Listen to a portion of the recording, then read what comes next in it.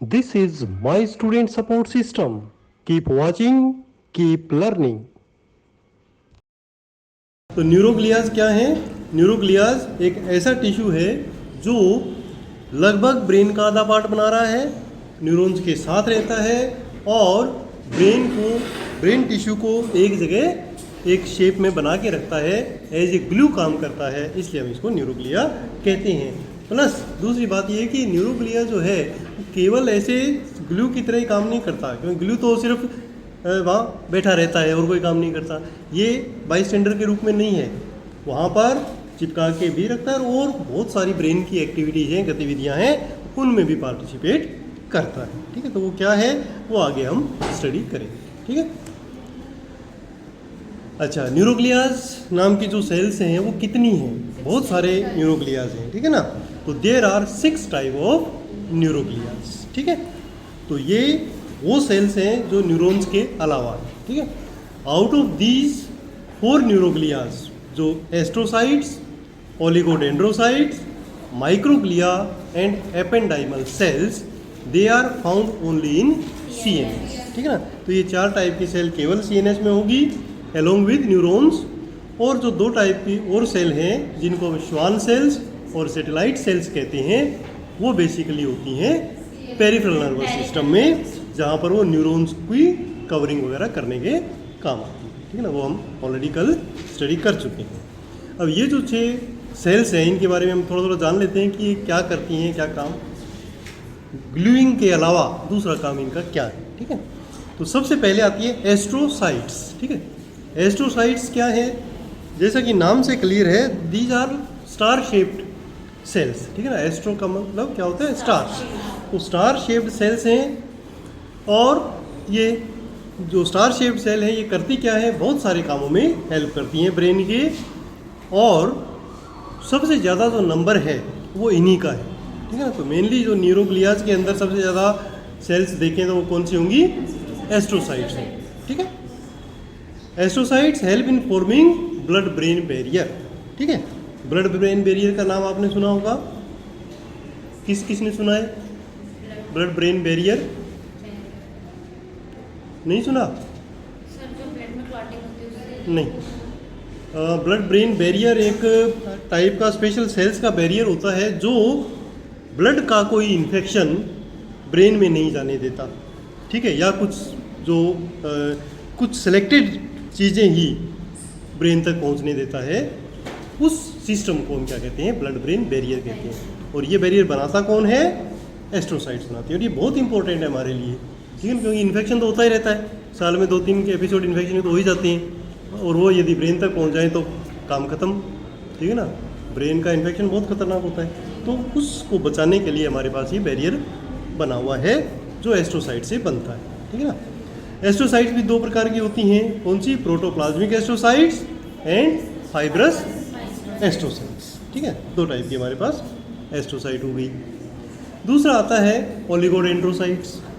Oligodendrocytes क्या हैं? These resemble to astrocytes, ये देखने में कुछ एस्ट्रोसाइट जैसी होती हैं, शक्ल इनकी स्टार जैसी होती है, बट पूरी वैसी नहीं होती।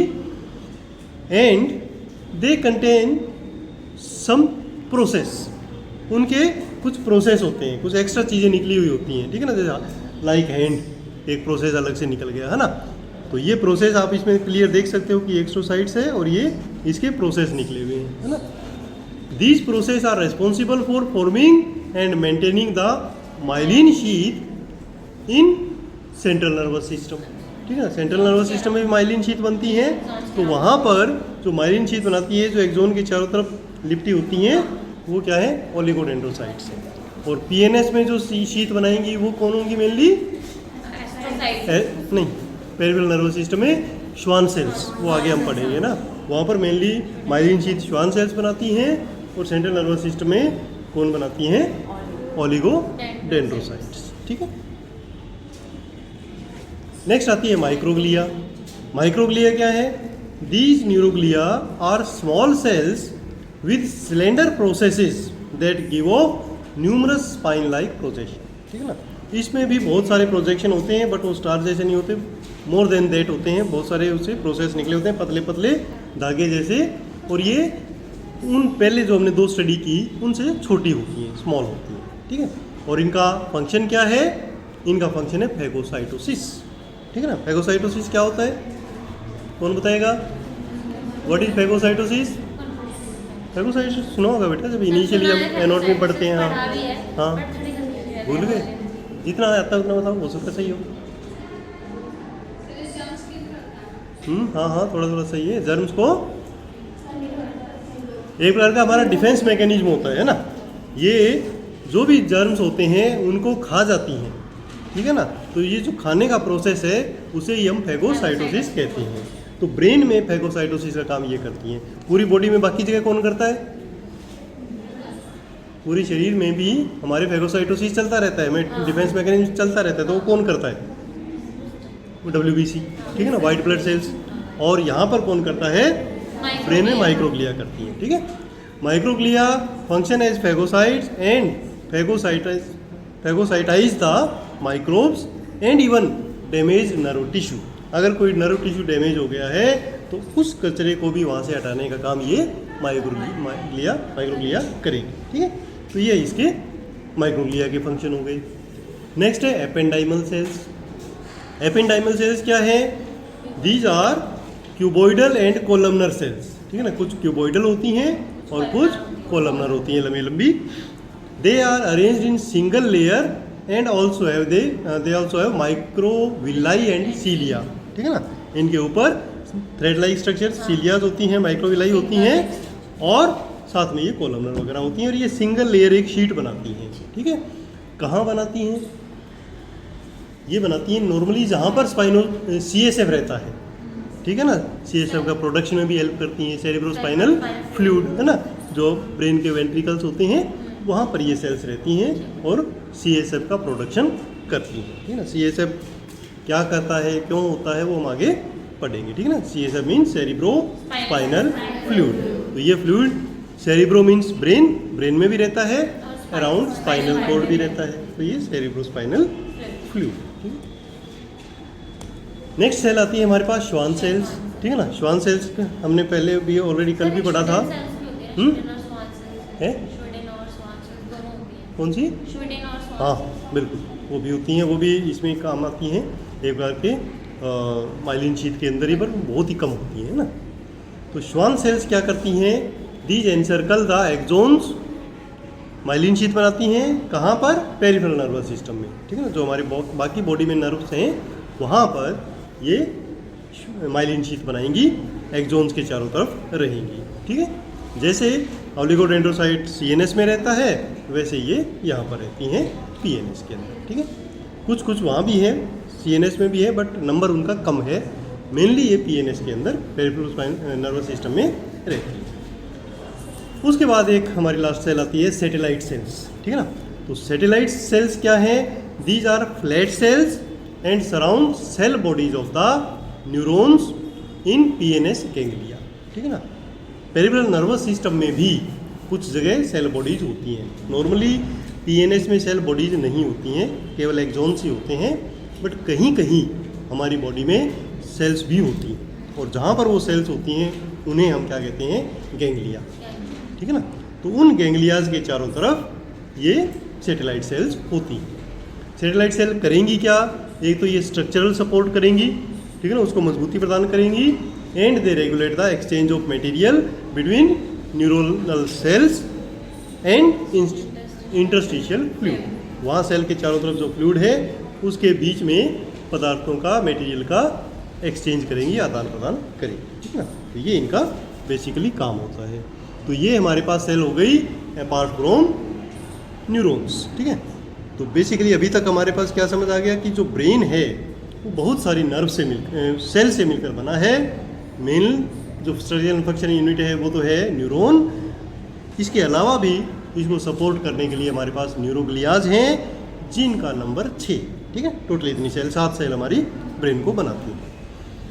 अब आता है कि नर्व्स क्या है, ठीक है। तो ये नर्वस सिस्टम हो गया, इसका इंट्रोडक्शन हो गया। नर्व क्या है? नर्व सेंसेशन ले जाने के लिए एक प्रकार का वायर है, एक मान के सकते हैं, ठीक है ना, कि जो पावर हाउस है हमारा वो ब्रेन है और वहाँ से मैसेज ले जाने के लिए बहुत लंबे लंबे तार खींचे हुए हैं, ठीक है ना। तो वो नर्व्स हैं। अब वो नर्व बनेंगी कैसे, उसके बारे में हम स्टडी करेंगे कि nerve is a group of exons and dendrites. ठीक है, कुछ जगह डेंड्राइट्स भी वहाँ होते हैं, ज़्यादातर एक्सोन होते हैं। तो ग्रुप ऑफ एक्सोन्स होते हैं कितने, बहुत सारे। ये मान के चलो कि हो सकता है कई नर्व में 500-600 हों, कईयों में हज़ारों की संख्या में हो। जितनी मोटी नर्व होगी उतने ही एक्सोन्स उसमें ज़्यादा हो। ठीक है ना, तो इस प्रकार एक्सोन्स उसको बना रही है। नॉट ओनली एक्सोन्स, उसके साथ साथ ब्लड वेसल्स भी चलती हैं और उसको एक जगह बनाए रखने के लिए कनेक्टिव टिश्यू भी होते हैं। ठीक है ना, तो वो जो ब्लड वेसल है वो उनको ब्लड सप्लाई करेगी और वो साथ साथ चलती रहेंगी। ठीक है ना, तो नर्व जो है वो ये जैसे वायर है, इस प्रकार की संरचनाएं हैं और इसके अंदर जो छोटे छोटे वायर हैं वो ये मान सकते हो कि वो न्यूरॉन होंगे। ठीक है ना, इस प्रकार नर्व बनती है। अच्छा, अब ये जो नर्व बनती है उसके अंदर एक तो सबसे अंदर की लेयर होती है जिसको हम एंडोन्यूरियम कहते हैं। ठीक है ना, एंडोन्यूरियम लेयर क्या करती है, endoneurium is delicate tissue which surround each individual axon. अब जैसे मान लो एक बड़ी रस्सी है और उसके अंदर बहुत सारी रस्सियाँ हैं, हर रस्सी के चारों तरफ एक जो लेयर होगी उस लेयर को हम क्या कहेंगे, एंडोन्यूरियम। ठीक है ना, हर एक्सोन को वो कवर करती हुई चलती है। उसके बाद एक आता है पेरिन्यूरियम। पेरिन्यूरियम क्या है, ये भी एक मेम्ब्रेन है स्मूथ, उसको जो कवर करती है वो किसको कवर करेगी, ये ईच बंडल ऑफ फाइबर्स, यानी ये जो एक्सोन्स हैं, एक एक्सोन है उसके चारों तरफ ये एंडोन्यूरियम हो गई और कम से कम 20-25 का एक सेट बनेगा। ठीक है, जिसको हम ये कहेंगे फाइबर, एक फाइबर बन गया। उस फाइबर के चारों तरफ उस बंडल को कंप्लीट करने के लिए एक कवरिंग होगी, उसको हम कह देंगे पेरिन्यूरियम।